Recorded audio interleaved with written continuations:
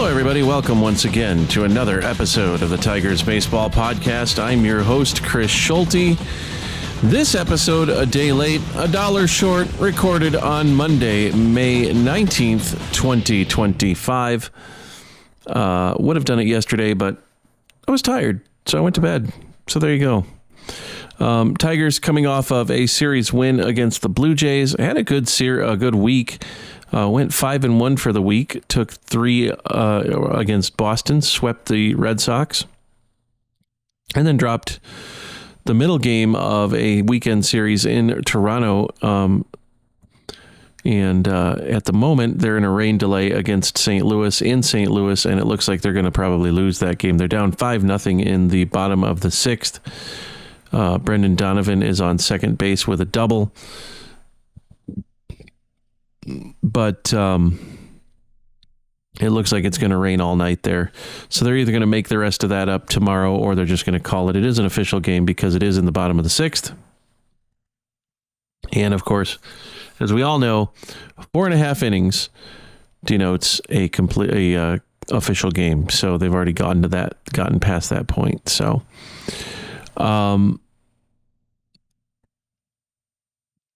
with that puts the Tigers at 31-18 through 49 games, 13 games over 500. I didn't see that coming.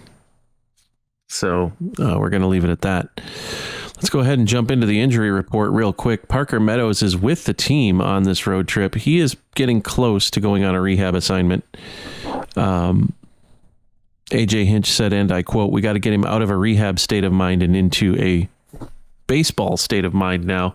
He was throwing to bases last week. Jake Rogers is on a rehab assignment. Matt Vierling is on a rehab assignment. Wenceel Perez is on a rehab assignment. So all of the guys who broke camp on the injured list, who we were expecting to be back by the end of May, are on track to be back by the end of May. Plus Jake Rogers, who wasn't expected to be on the injured list or wasn't on the injured list at the opening day.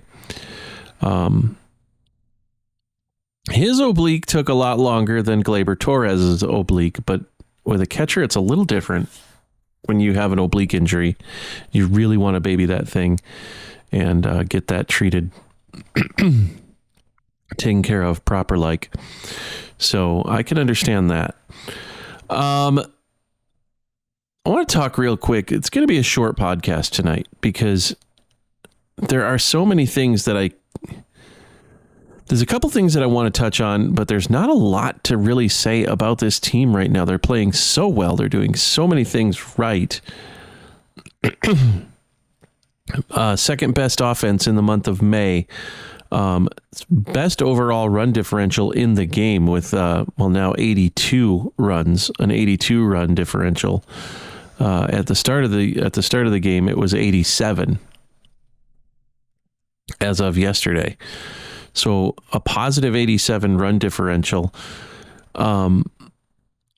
Their expected win percentage is really a game ahead of what they're at. So when I looked at the standings yesterday, they were 31-16. They should have been 32-15 based on the projected win. The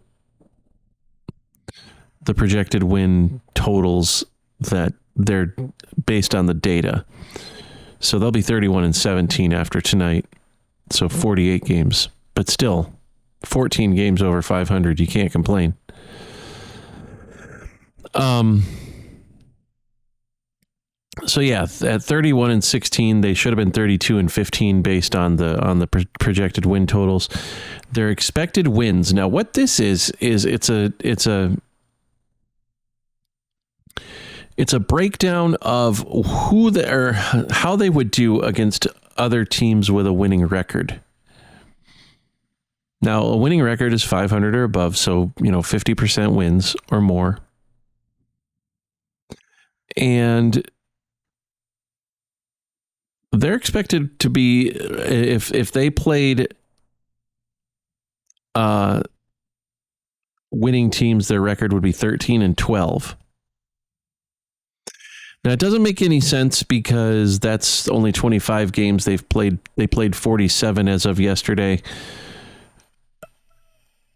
it's just a sort of a barometer to say how good this team is, what this team is doing, where this team is at. Look, they got the best record in baseball. They're better than the Dodgers. They're better than the Yankees. They're better than the Red Sox. They're better than the Guardians. They're better than the Royals. They're better than the Braves, the Phillies, the Mets. The Mets went out and spent $765 million on Juan Soto. Detroit won't spend $765 million in the next 15 years. And they're still, right now, better than the New York Mets. All these teams that have these higher payrolls and who's got the best record in baseball? The Detroit Tigers. So it's really a good thing. It's a beautiful thing.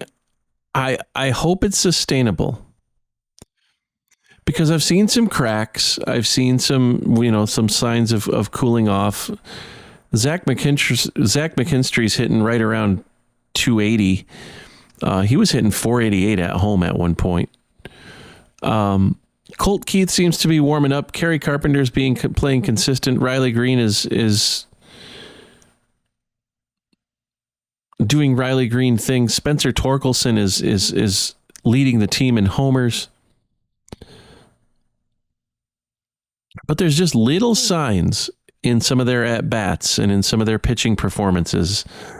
Especially over the weekend, there was some pitching performances that you were like, that's not what this Tigers bullpen does. And there's a bit of a correction there. And so I hope that this can be maintained, especially with some guys coming back off the injured list, some position players coming back off the injured list.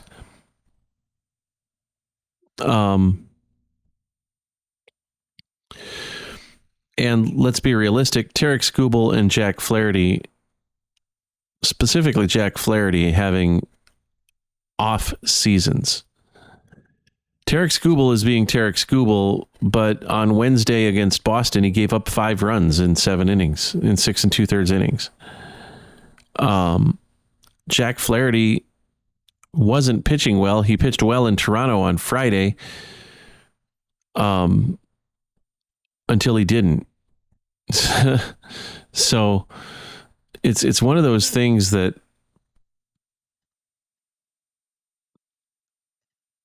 he only gave up 2 runs, and he ended up giving up the homer to Dalton Varsho. But that was a better start than what he's done most of the year. And so hopefully he's found something and is able to harness that, coming back on Wednesday in St. Louis. Another injury that I didn't get to mention yet, Reese Olson is on the injured list, the 15-day injured list, with a right ring finger inflammation, and Casey Mize has a mild hamstring strain. He's expected to actually start pitching again next Saturday, which would be good, or this Saturday, which would be good because that's when Detroit's home against Cleveland for 4 games. So this week, 3 games in St. Louis, 4 games home against Cleveland. And we'll see what this team is made of. We really will. This is a difficult part of the schedule. We got Toronto. We had Boston. Well, we had Texas, Boston, Toronto, St. Louis, Cleveland, and the Giants. And the Giants are no slouches. Cleveland got swept by the Reds over the weekend, but for the longest time was breathing right down Detroit's neck. St. Louis started out slowly, but they're playing well. Toronto played Detroit very close over the last weekend. So it's going to be, and of course, Texas took it to Detroit. Now, Detroit did sweep Boston, and that was great, with the fans booing Alex Bregman all the way. And every time they booed him, he would just come up and do something spectacular. Like, I think he had 3 home runs. No, he had 2 homers, a few runs batted in. Like, he just torched Detroit pitching.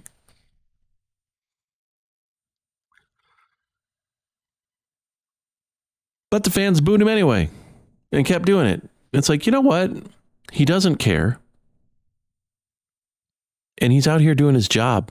He wasn't going to come to Detroit. Why would he? Why would he want to? And do we really need him?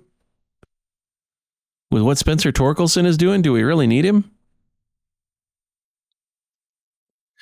You've honestly got a better shot of Spencer Torkelson staying healthy and doing the things that he's doing over the next 6 years. Detroit's going to have to sign him to a contract extension because his initial contract runs out after next year.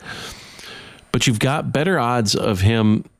And I believe, let's just backtrack on this. I believe Bregman had an opt-out offer on the table from Detroit after year 2. So let's assume that he signed that deal.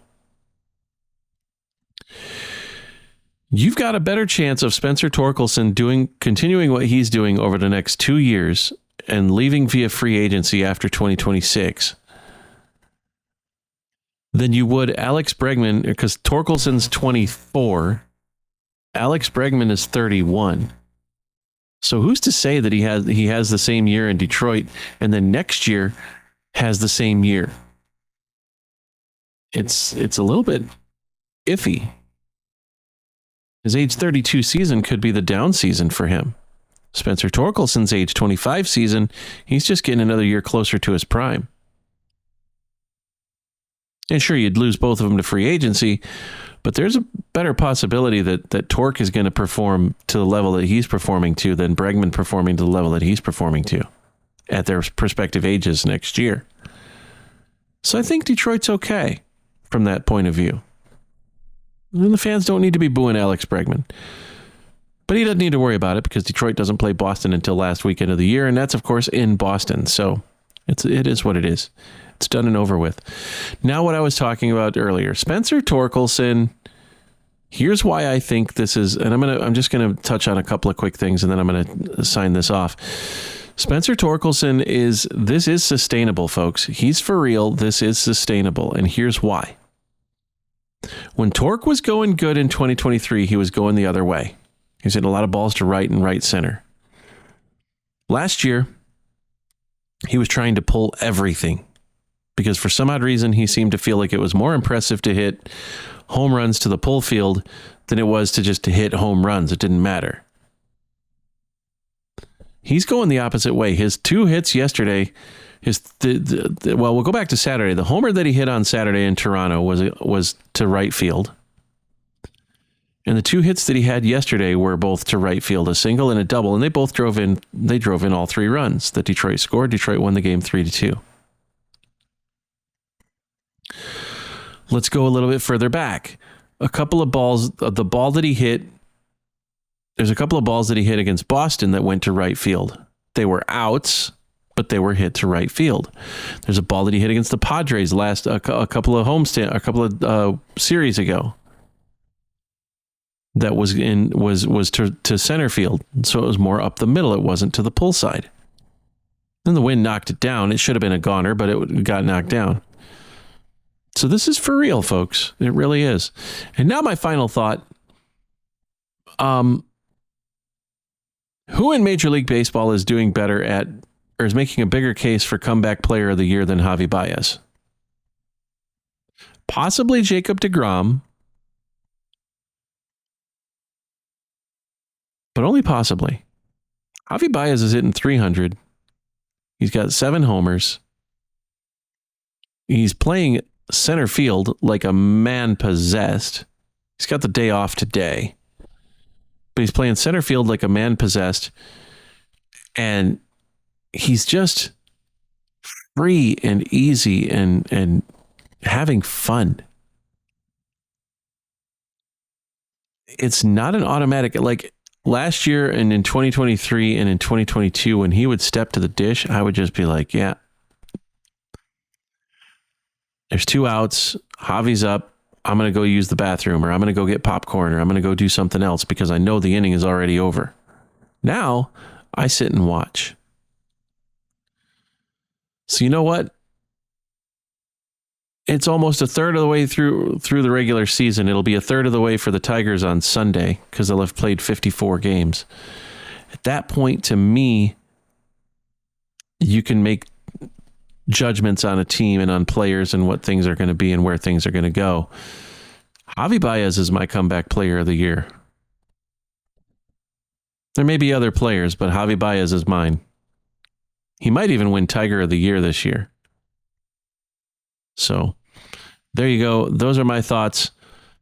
Thanks for listening, folks. I'll be back on Sunday. I will try not to be so tired next time. If you want to get in touch with the show, you can. TigersBaseballPodcast@gmail.com. It's the world's longest email address. I'm proud of that. tbpodcast@tweesecake.social on Mastodon. That's TWEESE cake.social.